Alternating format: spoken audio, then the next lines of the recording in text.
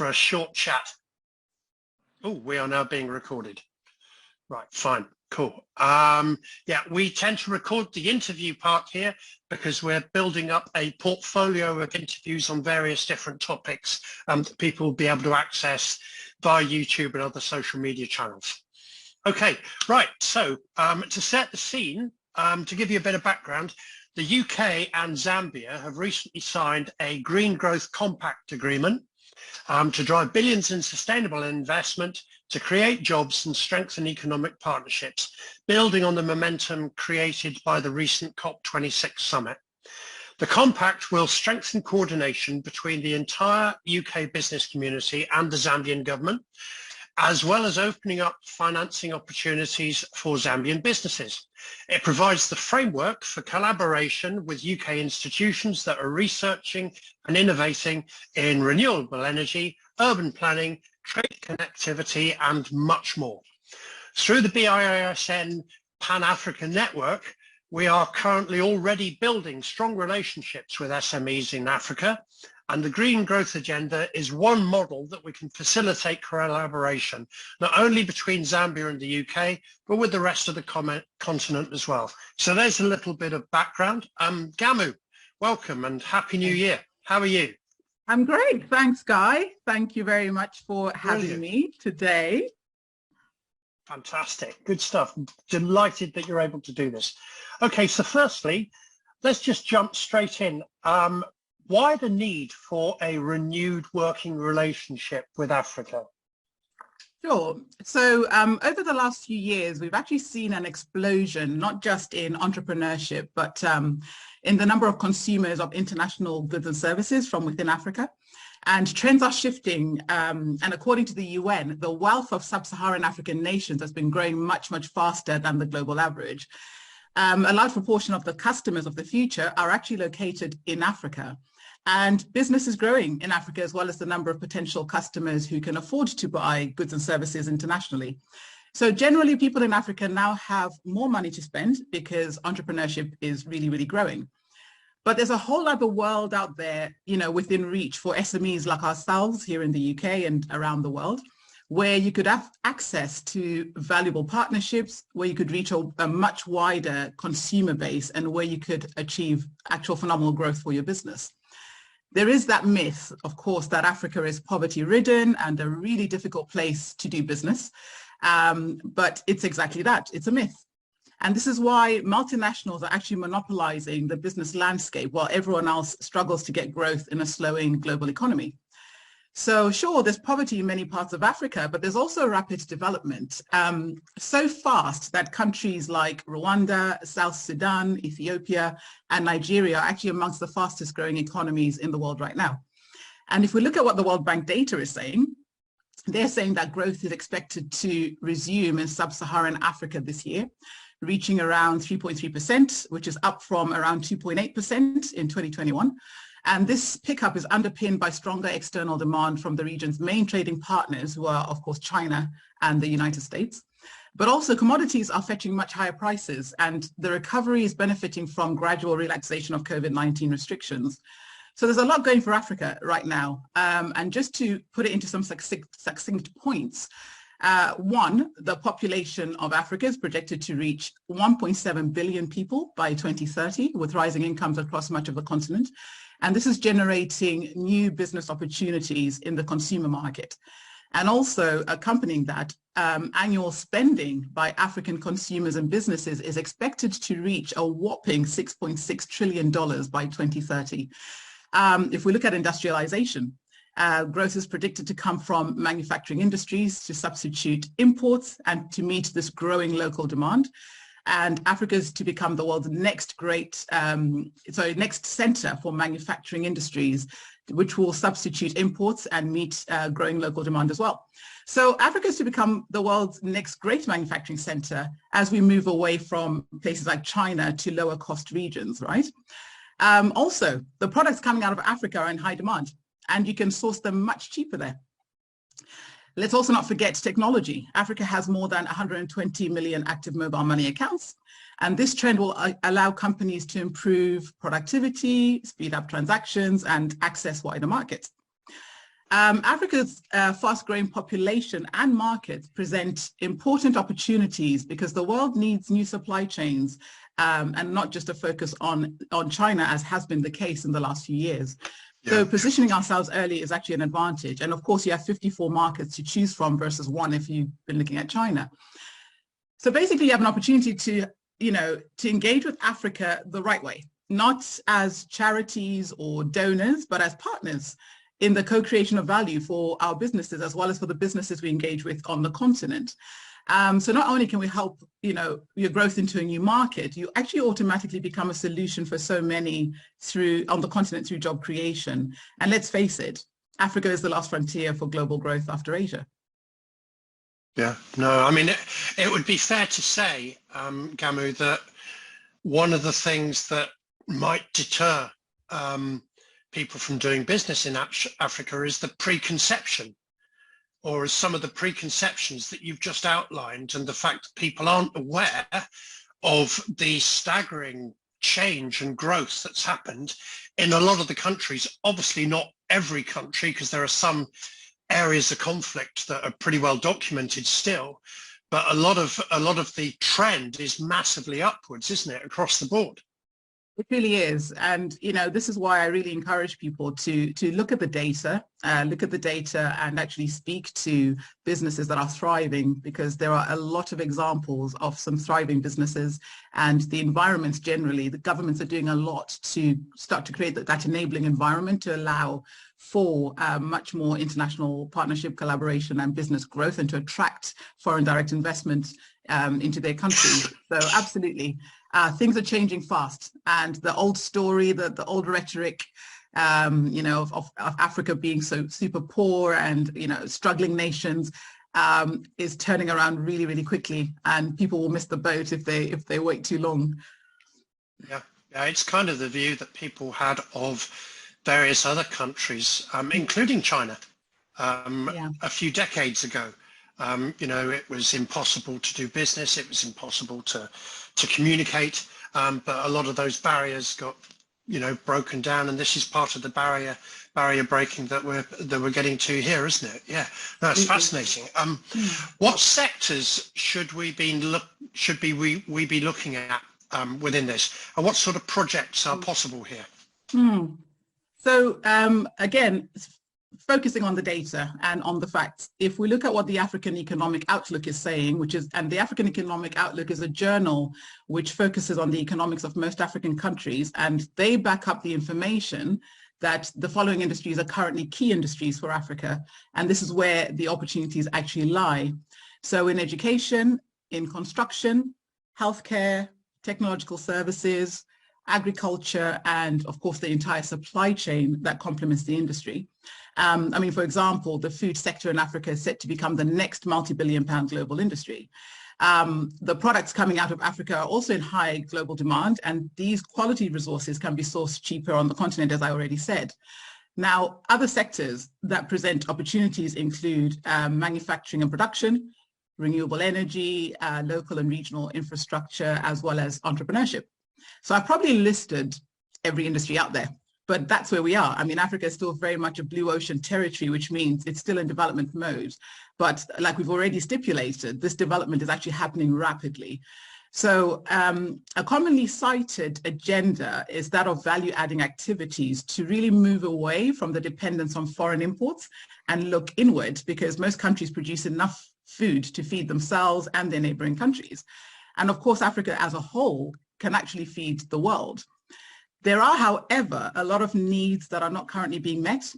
And to meet those needs, we need to first be looking at education and the creation of trade activities. So what all the industries have in common is that they all want to innovate, and they want to do so sustainably, which means sustainability, digitalization, and the technological advancements that accompany that are at the heart of this innovation. But we need to really consider, what does innovation actually look like in the African context? Most believe it's simply a case of seeking financing to buy state-of-the-art equipment, tools, machinery, so that they can compete with Chinese and Western manufacturers and producers. But actually, Africa has its own unique qualities and comparative advantages. And if we consider the spectrum of innovation, from process innovation to product innovation, where we target the offering that we have and the business model innovations that we have, we can see that no matter which industry we choose to focus on, it's actually how we think about innovation that will make the difference between success in the local context and failure due to this radical approach that's not really fit for purpose. You know, the successful local initiatives, I mean, I've spoken to a number of local initiatives over the last 2 years, and the successful ones are successful because they've adopted this contextualized model of training and skilling, and they look at innovation more from an incremental long-term viewpoint. So finally, considering the green agenda, you know, policymakers across Africa have embraced industrialization and economic transformation as keys to accelerate this inclusive growth, right? And they're increasingly seeing the need for economic transformation to deliver green growth. And, you know, by green growth, we're talking about growth that doesn't endanger Africa's natural environment, you know, in ways that affect the welfare of people now and, of course, in the future. But the economic transformation and green growth actually depends on doing new things. You know, you have to really approach business differently. So in some ways, making risky investments in new unfamiliar sectors or in products that are newer, have potentially aren't even on the market yet, or even adopting new unfamiliar methods, processes, technologies, or business models, right? And all of this depends squarely on the activity of the entrepreneurs, because the entrepreneurs are the people that actually drive the change through their innovation and risk-taking. So fostering entrepreneurship, including green entrepreneurship, is a key policy aim for African countries. And as you said, Guy, in the introduction to the interview, the UK and Zambia have signed a green growth compact to drive millions, I think it's actually £1 billion, I read, of sustainable investment to create jobs and also strengthen economic partnerships between the two nations. Zambia's leaders recognize that the country is actually experiencing the ill effects of environmental deterioration on many fronts, including, you know, the impacts of climate change. So on top of that, we have this rapid population growth, and the way land is being used, the practices of land use also contribute to things like deforestation, land degradation, you know, damaging fragile ecosystems and so on. And of course, the water scarcity crisis that's always been there. So the thinking is that transformative economic and green growth policies combined with entrepreneurship could enable Africa to leapfrog to a clean, sort of resource-efficient modern economy. Yeah. That's the additional need for green entrepreneurs. But it's getting those building blocks in place, isn't it? And it's not trying to put the top on first. It's kind of like getting everything set and gradually building. Absolutely. With the education process that you outlined there as no. Well, no, brilliant. Brilliant. One final question. What sort of business models work best for Africa? So as I pointed out, there's this fast-growing population of 1.7 billion people, you know, by 2030. So there's a lot we can actually do collectively to ensure that Africa participates as she should in global value chains, which would mean we'd stop aid, we'd actually boost trade, and we can create more jobs on the continent. So here are, you know, some ways we can do that. Collaborating with innovation hubs. You know, Africa's leapfrogging in many places with technology. But the last few years, I've seen this real proliferation of technology hubs, incubators, and accelerators that are being used as the mechanisms to engage the community of a new generation of young Africans trying new ideas. Now, even though Africa's tech hubs have grown to a new record of over 650 across the entire continent, around 25% of them only provide co-working spaces. And this, of course, presents an opportunity for greater growth. But even though that's the case, you know, offering co-working spaces it's actually offering a space for collaboration and sort of flexible terms of engagement, right? So it's actually also a logical starting point for startup support, which is fine. And you've got a couple of, you know, star examples like the Co-Creation Hub in Nigeria and the iHub in Nairobi in Kenya. And they've been recognized as the best performing models in terms of growth hubs on the continent. Having said that, each African country has their own set of growth hubs, and almost half of the existing hubs consist of non-profit organizations or actually donor-funded organizations. And these are typically funded anywhere from corporate sponsors, philanthropic organizations, NGOs, or other donors. So hubs actually represent a lot of potential in terms of facilitating growth and creating those synergies across that entrepreneurial ecosystem that Africa is working on building. But just like the startups they support, they too need a conducive environment to thrive. And two of the key constraints are a lack of adequate funding. I think only around 40% of hubs offer funding to their startups. So you can imagine what's happening with the other 60%. How are they able to support the startup ecosystem in their environments? And of course, the other constraint is really stringent government regulations as well. But if we look at, historically and how startups have been taking care of themselves, over the years, the trend has moved from savings and loans from family and friends to more formal forms of funding, such as seed funding from competitions, perhaps that they've entered, or even equity financing. But another common business model that's really coming up now is this public-private partnerships model, PPPs. Yeah, and they're increasingly seen in Africa as an essential mechanism to not only design, but build and also finance and help to operate infrastructure facilities, which used to be provided by the public sector.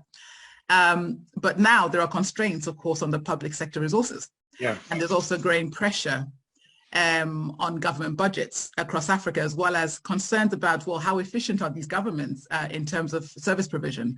And so this has led to many governments stepping up their efforts to kind of encourage partnerships with the private sector. Mm-hmm. There are partnership opportunities to create an enabling environment for entrepreneurship to thrive in areas such as skills transfer and financing.